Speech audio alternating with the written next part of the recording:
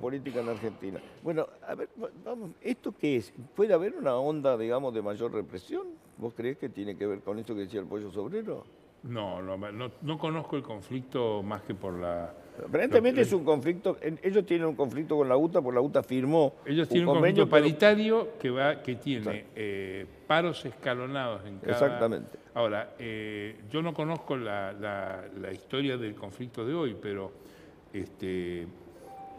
La policía dice que Las ellos Heras. invadieron Claro, esto se produce en la estación Las Heras, Sí. que es la estación gourmet del Sí. recinto de Buenos Aires, que es parte del proyecto que nace ahora en la Facultad de Derecho. La línea H. Es, digamos, la vidriera para armar cualquier quilombo. Sí. Porque se han sumado creo que 25.000 usuarios más que salen de la Facultad de Derecho, van y vienen. Sí. Es como es la calle Corrientes. Corrientes y Callao, cuando hacían el paro. Claro, lo que hay que cortar es eso. Ahora, estoy haciendo una presunción, yo soy usuario de esa línea, es muy cómoda, tiene wifi, tiene refrigeración, es rápida. Bueno, pero no es por eso que hicieron el paro. Pero si yo quisiera un quilombo, lo hago ahí, no lo hago en el premetro. Ahora, hay un problema evidentemente novedoso, que es que la policía se confronta con los piqueteros, que esto hasta ahora no parecía. Acordate, estos no son piqueteros, ¿eh? Bueno, estos son laburantes. Son trabajadores del subte. Te decir que antes los conflictos han sido a veces entre el público y los activistas, porque no los dejan pasar, Puede ser un lío, el caos de la ciudad, llegar En este momento es un caos total. Sí, no se puede movilizar uno desde el reino del taxi y del Uber. Ahora te pregunto yo, ¿vienen estas épocas? Esto ya es una tendencia en virtud de que va a haber ajustes sin ninguna duda. Digo, la gente está como cansada y caliente. Digo, ¿vos creés que viene una época de convulsión? Mira, el escenario que enfrentaba el gobierno de Cambiemos después del 2015 parecía que iba a ser una sucesión de conflictos en la calle. Ahí funcionó de manera muy eficaz las organizaciones sociales que están remitiéndose en última instancia al Papa Francisco. Las organizaciones que, por ejemplo, levantaron el conflicto en la calle en diciembre del año pasado, cuando se trataba de la reforma provisional, fueron la de Grabois, la de ¿Vos decís que estas organizaciones trabajan para el gobierno? No, esa gente quiere paz en la calle, porque Francisco entiende que lo peor que puede ocurrir en la Argentina es que el gobierno, cualquiera que sea, lo decía Cristina también, pierde el control de la situación social. Bergoglio dice que él vio la crisis del 2001 desde la ventana de su arzobispado en la Plaza de Mayo, y que lo peor que le podría ocurrir es que durante su papado haya caos en la Argentina. Por lo tanto, sugiere, y estas organizaciones que son más fuertes que los sindicatos, fíjate que los sindicatos en Argentina están yendo al pie de las organizaciones. Por primera vez hacen reuniones con ellos, una reunión donde fue Pablo Moyano y se reunieron en la asamblea. O sea, se dan cuenta de que son un factor de orden en la calle, de control, pero no porque quieran orden, porque sean gente autoritaria, es porque no quieren colapso social. Hay que ver si en este último año del primer mandato de Macri, o del mandato de Macri, esto escala hacia mayor conflicto. Yo no lo veo, creo que el tema del subte es un tema que ha atravesado todos estos años. Pero el subte es un tema que obviamente ya está casi, te diría, como cronificado, ¿sí? Está incorporado, sí. Está incorporado todo. Lo que digo es, en general, va a haber tensiones. Dicen que cuando venga el Mundial van a tratar de, por ejemplo, avanzar con la ley laboral que lo pide el Fondo Monetario Internacional. Digo, aparentemente el reajuste tiene que venir. Digo, ¿cuál va a ser el efecto de ese reajuste? Yo creo que son políticos. ¿Crees que no va a pasar nada? No, van a evitar los problemas que trae un ajuste. Es decir, lo de las tarifas es una gran enseñanza. Las tarifas se convirtió en un problema cuando hubo tiempo de sobra para arreglarlo. Vos, si veías que había una escalada de las tarifas, vos podés reprogramar, darles un bono a las empresas siempre que vos hagas un compromiso a largo plazo y lo compensas en el tiempo, te arreglan. Si son empresas, venden electricidad, venden gas. Yo creo que hubo ahí un optimismo propio de un gobierno entusiasmado con que tuvo una elección pasable el año pasado, porque fue primera minoría, pero la ganó, por poco la ganó, y creo que ahí trataron como el gobierno lo ha dicho, de gastar un poco de capital político. Pero ahora va a empezar a regular el capital político. Yo creo que hay mi confianza, yo creo, además yo lo he informado estos días en las notas mías, hay una negociación que no aparece casi, sale muy poco, por el tema tarifas, que puede terminar en algún acuerdo con el gobierno. El plan de Pichetto de bajar el IVA es un plan que salió el domingo, el lunes, martes, y allá ayer lo habló Urtubey con Macri. Urtubey le llevó otro plan. Es el plan del Senado, que es bajar el IVA compartiéndolos a distintos porcentajes, a distintas categorías de usuarios durante un año. Y eso lo compartirían la Nación con las provincias. Y pareciera que Macri está dispuesto a aceptarlo, porque en realidad en el presupuesto de este año calcularon un aumento del IVA del 18% y ya a marzo el IVA subió el 50%. O sea, los gobernadores les dicen, y la Nación, ¿ustedes van a recibir plata nominalmente? No, la plata está. La plata está. Y creo que va a ir por ese lado, porque creo que además, vos lo sabés, porque se ha conversado en el programa, el costo para las provincias de la ley que está en el Senado es muy alto. Por ejemplo, las provincias que venden energía van a tener que reponerle a los usuarios lo que han cobrado de más de noviembre del año pasado hasta diciembre del año que viene. Esa plata va a salir de la tesorería de las provincias y dicen, yo no quiero tener un costo de este tipo. O sea, vos no ves un escenario de conflicto. Creo que al gobierno no le conviene, es un gobierno de minorías, no es mayoría en el Congreso, no es mayoría en ninguna de las dos cámaras, tiene mayoría de ¿Y va a provincias ser el peronistas. ajuste? ¿Tiene margen para eso? Yo creo que esto es política, esto no son contadores. Y fíjate vos que los que han perdido en este round son los contadores. Acá le han pegado un golpe en la nuca a los contadores y han dicho, muchachos, hagan política, que venga Sanz, que venga Monzó. Esto es política, esto no es contaduría. Yo creo que lo principal de los gobiernos es la gobernabilidad. Ellos quieren estar en el gobierno y no perder el gobierno. Sí. Ellos no han venido acá para arreglar la cuenta de la luz. Si se puede, se arregla, y si no... Que lo pague otro. Bueno, ¿Y lo del fondo cómo cae políticamente? El fondo, todas las señales que hay, que son la de la gente que dice que sabe de fondo, yo no sé de fondo más que la experiencia que hemos tenido desde niños en las manifestaciones al fondo con el fondo, es que el fondo no la va a apretar a la Argentina. El fondo, que quedó identificada su marca con el desastre históricamente, tiene una oportunidad y ha hecho todos los comunicados públicos de adhesión. De que son buenos ahora. No es que sean buenos, es que van a pedir, van a subsidiar con su crédito un programa. Porque fíjate que se está empezando a hablar ahora de la propiedad del programa, el ownership. ¿De quién es el programa? ¿Es del argentino o del fondo? El fondo hace años que viene haciendo seminarios.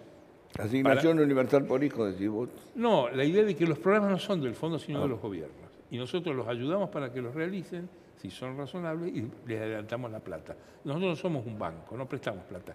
Damos dinero, adelantamos para que el plan se aplique. Y el plan lo hace el gobierno no va a hacer un plan suicida. Además, vos lo sabés, Durán Barba ha escrito en sus libros que el gobierno que ajusta cae. Gobierno que ajusta cae. Por lo tanto, no va a ajustar. Ajustemos manontropo. Ajustemos hasta donde se pueda. Porque no tiene ningún sentido que un partido pierda un gobierno por la cuenta de la luz. Sería una estupidez supina que un gobierno arriesgue su existencia y su... Por defender la boleta de luz. La boleta de la luz. Bueno, ahora un juez lo suspendió el corte de los de gas, ¿viste? Pero por supuesto. Inclusive no se puede cortar el gas si no... proyecto que está haciendo el Congreso ahora, que dicen que va a votar hoy el de los diputados peronistas o el nuevo que acuerde con el gobierno, va a ir a la justicia y hay una serie de contratos, por ejemplo, que tienen las empresas con el Estado y con los estados provinciales que quedan violados por esta ley y van a ser frenados por la justicia. La justicia acá, este país está gobernado por los periodistas y por la justicia. El periodismo te escracha, la justicia te mete preso. O te libera. O te libera. Bueno, pero no va a tener la gente toda la vida presa. No, por eso, ¿Quién querría eso? En algún momento tampoco es para tanto. Presos manontropo. Ahora, la gente que analiza estas cosas cuenta que el plan ferroviario de Menem, la privatización contra inversiones y canon, se paralizó en el año 96-97 por un amparo del diputado Polino por un paso a nivel en Belgrano. Y nunca más funcionó. Las empresas no pagaron nunca el canon, nunca hicieron las obras, o sea que cayó por un amparo del diputado Polino, que hoy, hace años que no está en el Congreso. Eso lo dicen ellos, ¿no? Capaz de Polino va a llamar una carta de documento que no fue. No. Pero la justicia te administra todo. La justicia te administra todo. El plan de Aranguren, que era un genio, el hombre del ayer, que venía con todo, el hombre que venía con un mameluco y dos mangueras de nafta a gobernar la Argentina, lo agarró la corte y le hizo a pelo y barba y mandó a hacer las audiencias. Ese va a ser el límite. Y te diría, menos mal. Menos mal. Sí, igual porque te si no mandaron estaríamos un en manos tarifazo. de los monos Bueno, con navaja. con No, chilete, pero lo que ¿no? digo es, pero igual de cualquier modo se mandaron un tarifazo importante, que ahora se lo van a Bueno, probablemente eso es morigerar. cierto, pero recordá que este es un canal nacional, la luz y la energía se paga carísima en las provincias y no en la ciudad de Buenos Aires. Sí, a veces no es tan caro como dicen, pero no importa. pero es un mucho tema. más que acá. Sí, más que acá sí, durante mucho tiempo. Hoy día todavía está en las conversaciones de familia y de ciertos barrios donde hay gente que sigue recibiendo cuentas de 50 pesos de gas. ¿Acá? Acá. No, acá ya nadie recibe 50 bancos de Bueno, gas, a menos pero- que lo tenga pero sin muy medidor, bajas, a menos muy que lo tenga, bajas. pero puede ser, que yo no discuto En eso. donde es una masacre, y esto te lo dicen las cámaras y la gente del mundo empresario, es en las empresas. Sí, obviamente. Las empresas que han pasado, como no están cuidadas ni vigiladas por estos amparos, al domiciliario. No, a la pero regulación. cuentas de 20.000 que pasan a ser 400.000. Exacto. Cosa Entonces, impresionante. negocios que son inviables, no pueden pagar su... Ayer Elisa Carrió empezó a tirarle, dijo que los industriales en Argentina son devaluacionistas, por eso pasó lo que pasó. ¿Sabías eso que dijo? Sí, ella es una... ¿Y la mandan para hacer lío? Digo, pero... No, ella cabalga verdades básicas de la historia. Ella se acuerda de Mendiguren en el gobierno de Dualde, que fue un gobierno devaluacionista. Hay toda una devaluacionista, o sea, Sí. hay una trama histórica que justifica inclusive la caída de la Rúa en la intención de grupos de empresas de devaluar para pagar deudas en dólares que deben pagar. Licuar de dólares. Y ella se indica a de Mendiguren como el autor de ese. Y de Mendiguren es la huya. No sé qué cargo tiene en la huya. Sigue teniendo Ahora no cargo. creo que no. No, tiene algún cargo, tiene en la Sí, comité puede directiva. ser vocal. Y ya pasó hace unos días, hubo un incidente en el cual de Mendiguren salió a contestarle. Sí, ahora la tiene con ahora, Mendiguren. si Ratazzi te dice que El el dólar dólar va a tiene... estar a 26, debe estar a 26, y hay operaciones a futuro de 30 a fin de año, evidentemente alguien está tomando posiciones con un dólar más caro. Todo tipo que exporta dice que El dólar es barato. alto es el mejor, que un dólar caro es mejor para exportar. Ahora también se te encarecen las importaciones, Te devalúan los encarece salarios. lo de acá. No, claro, y devalúan los salarios. Vale menos el Dólar peso. alto, salario bajo. Claro, pero Eso es un los países proceso Los cíclico. países con moneda fuerte son caros también. Vos vas a Inglaterra o vas a Japón, países de moneda fuerte, y son carísimos para vivir. Un alquiler sale de $11.000. Sí, sí, pero en determinados lugares. Hay cosas... Países de economía con moneda menos cara, menos fuerte, la vida es más aliviada. ¿Por qué le agarró esta nostalgia moreñana al gobierno de llamar a los empresarios y decir, ¿por qué aumentan? ¿Vos creés que es viable eso, que tiene algún sentido? ¿O es una especie de nostalgia de Moreno? Yo no conozco, yo no sé Dijo por qué María los Eugenia precios Vidal. suben y no sé cómo hay que hacer para bajarlo. Pero es cierto que el público le echa la culpa a los empresarios del aumento del salario. Entonces el gobierno lo que hace... ¿Del aumento de creo los yo que precios? claro, yo creo que es un gesto demagógico. Es decir, vamos a decirle a los empresarios que bajen los precios. Vos conocés este mundo mejor que yo. Sabés que ningún empresario pone el precio que le da la gana. No. Salvo que manejes el cártel de, no sé, 2 o 3 actividades que vos podés poner cemento, por ejemplo, la galletita. En general, cuando vos pones un precio de un producto que sos un fabricante, lo pones en función, primero si vendés, segundo según la competencia. Vos vas a la feria del libro y los libros valen más o menos lo mismo, porque el tipo que lo sube acá te compra otro. Te digo el libro porque es donde, como son productos individuales, no se puede equiparar. Ahora, pensar que los empresarios aumentan los precios como les da la gana y hacen negocio, es un error.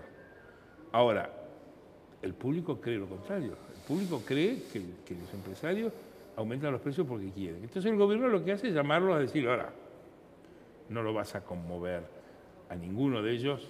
A ningún empresario vas a conmover con eso. O sea, el corazón te contesta con el bolsillo. Ahora, Ignacio, te hago un planteo a futuro en la Argentina, ¿no? Planteo 2019. Viste que se está hablando mucho en el mundo de la política de la posibilidad de que, bueno, Macri efectivamente llegue a esas elecciones muy golpeado, ¿no? Después de un desgaste de 4 años de gestión. ¿Vos creés posible y ves viable desde tu capacidad de análisis político que sea Vidal o que sea otro, digamos, y no sea Macri el candidato? Yo creo que lo que yo he escuchado y lo que ellos están trabajando es con Macri candidato. Lo que sí he escuchado, que si fuera necesario para ganar en primera vuelta, mejorar algo, es decir, la idea es que a Macri no lo mejora nadie. No hay nadie que le pueda agregar a Macri lo que tiene. Macri tiene 10, más de 10 nadie tiene. Que si hubiera que extremar en una crisis política la necesidad de ganar en primera vuelta porque el peronismo o la oposición te arma un arco que te puede ganar, sería llevarla a Vidal de vice. Y la provincia, Rucauf. En el año 99 ganó de la Rúa de la Nación y el peronismo ganó la provincia. Esa idea de que vos para ganar la nación tenés que ganar la provincia no es cierto. Ocurrió con Carlos Rucauf. Gobernó en el año 99 y ganó. O sea que es lo que, ojo, estoy hablando locuras que uno ha escuchado en la vida. Yo eso lo he escuchado bajo techos oficiales, o sea, una posibilidad. Y Michetti no se quería. ¿Y la oposición quién tiene? ¿Puede ser Labaña candidato? Labaña ya fue de los radicales, ¿no? Sí. No le fue muy bien. Yo creo que el escenario del peronismo va a ser Cristina, con una fórmula cristinista rabiosa que en la provincia de Buenos Aires tuvo una buena elección el año pasado, un peronismo no cristinista que va a ser por fuera del PJ. Son todas fórmulas por fuera del PJ. Peronismo no oficinista. No cristinista. Ah, no o sea, cristinista. el PJ yo creo que va a quedar embargado. Sí. Cristina va a ir por la Unión Ciudadana que tiene, va a haber una fuerza del peronismo federal que va a ir a una interna, donde van a participar Massa, Urtubey, quizá Uñac o Bordet, peronismo no cristinista de nueva generación, de nuevo formato, salvo Massa y Urtubey. Y va a haber otra opción peronista en la primera vuelta que puede ser un Rodríguez Sá, el peronismo que siempre... No tiene posibilidad de nada. Bueno, pero todo eso, si son candidaturas con arraigo en el voto de cada lugar, provincia de Buenos Aires el cristinismo, las provincias que dominan el peronismo federal y a su vez la zona del oeste, que Rodríguez Sá es fuerte en Córdoba, parte de Córdoba, San Luis, San Juan, Mendoza, eso hace que la fuerza de esas tres candidaturas impida que el macrismo salga a robarles dirigentes y candidatos. Y eso lleva a un balotaje. Y la idea del peronismo es que en un balotaje se juntan todos detrás del que sea. Frankenstein, Cristina, lo que sea. Porque lo que demuestran los 3 años de gobierno de Cambiemos es que no hay ningún negocio para un peronismo de estar cerca de Macri. Y la prueba es Massa, que nos está viendo a nosotros por televisión, está en la casa. Massa, que parecía presidente en 2014, está en la casa. O sea que la cercanía del macrismo al peronismo no le conviene. Y esto creo Urtubey, ¿por qué lo sigue tanto? No, Urtubey va a estar ahora en un rato con Pichetto en un acto. Se va a sumar. Sí, ahora fue a llevarle el plan ese que tiene para las tarifas. Bueno, porque Urtubey, yo no quiero entrar en política salteña, habría que traer un experto. Urtubey perdió las últimas elecciones con Cambiemos. Sí. Urtubey no tiene reelección. No tiene reelección. Tiene a su vez elección de senadores. O sea, lo de Urtubey, si no juega una carta eficaz, puede ser catastrófico.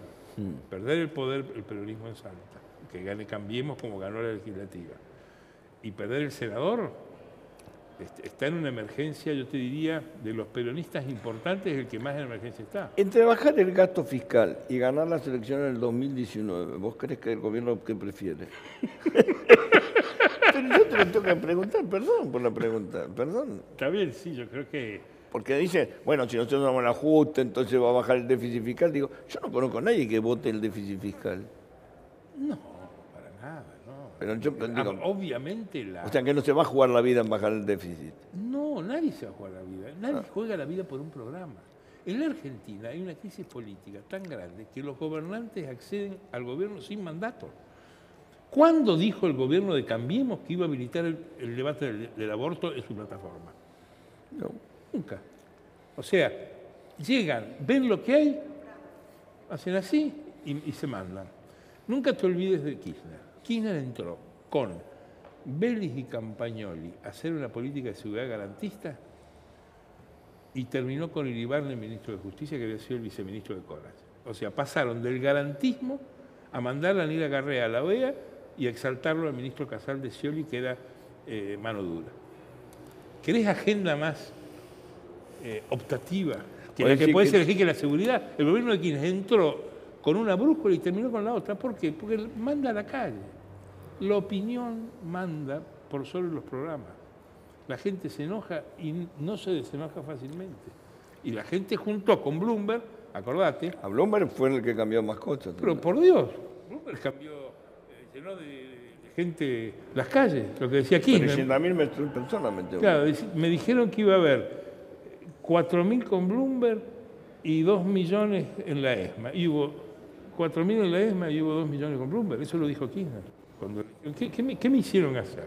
¿Te acordás que fue, en 2004 fue a la ESMA 0? Pero fue la única vez que Néstor le dio bola. Siempre le dio bola, siempre. En la pelea del campo, Cristina estuvo a punto de renunciar porque creía que había una ola del voto de ella, del voto que la había votado como presidente en el 2007, esa historia se ha contado en libros, nadie la ha desmentido, que quiso renunciar.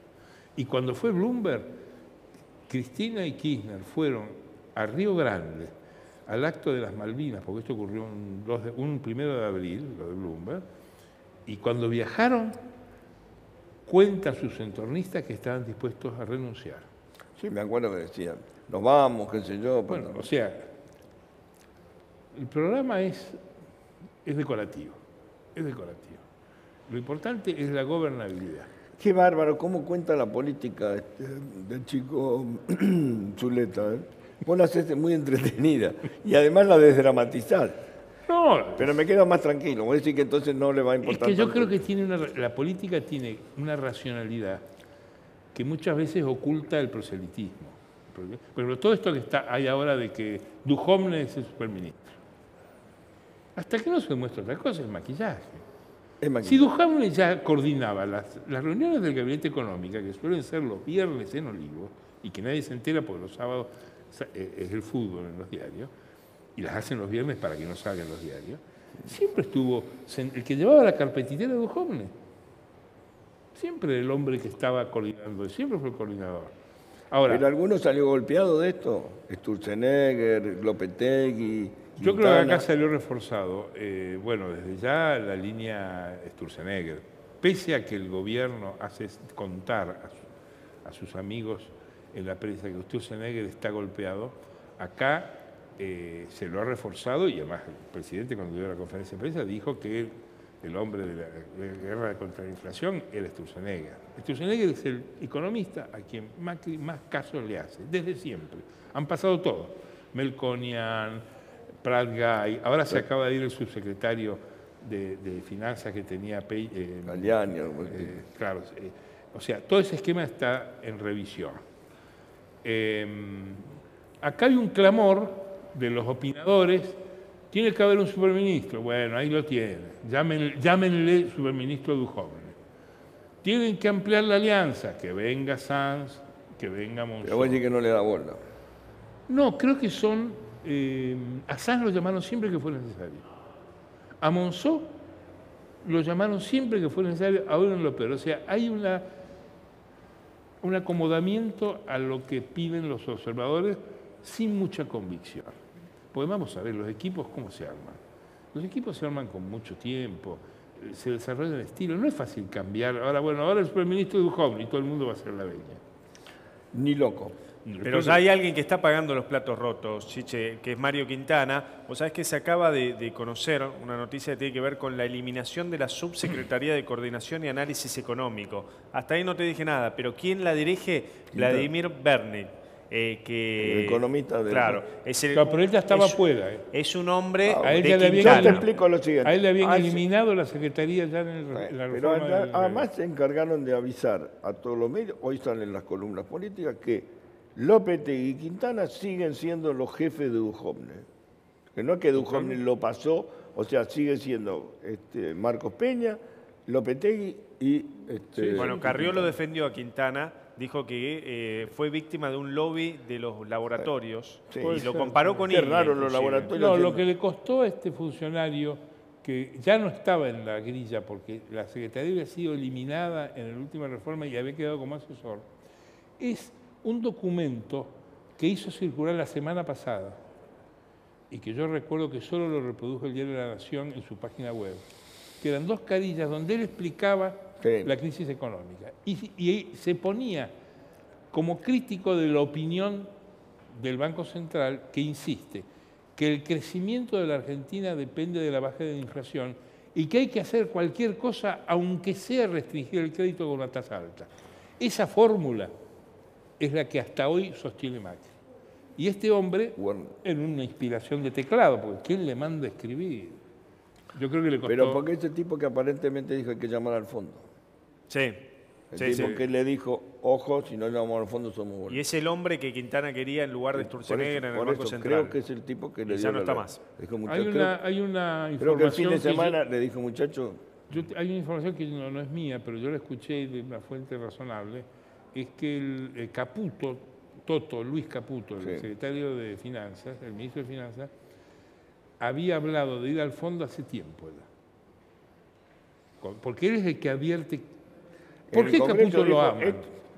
¿Por qué lo aman a Caputo? A Caputo lo aman por 2 cosas. Uno, por su historia. Eran 3 muchachos que iban a la facultad juntos, que eran Mario Quintana, Horacio Rodríguez Larreta y Toto Caputo. Eso no te olvides nunca. Paran en Pisa Cero, Tagle y Libertador, que viven por ahí. Uno va a la tarde, están tomando café, gran fuente para pasar por ahí, te cuesta el piso, es caro. Te cuesta pinza caro. No es guerrín, creo que por eso, pero... Segundo, porque en el mes de diciembre él advierte que va a haber una alza importante de la tasa de Estados Unidos y compromete el endeudamiento todo el año en Estados Unidos.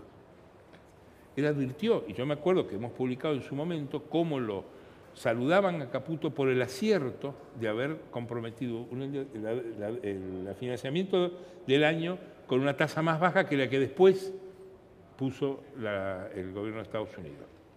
En ese momento, es lo que me dicen a mí, él advirtió que si no era suficiente, había que ir al fondo y pedir este programa así, que hasta ahora es un programa, dicen, preventivo, que no es que se vaya a aplicar, es un programa por si las moscas.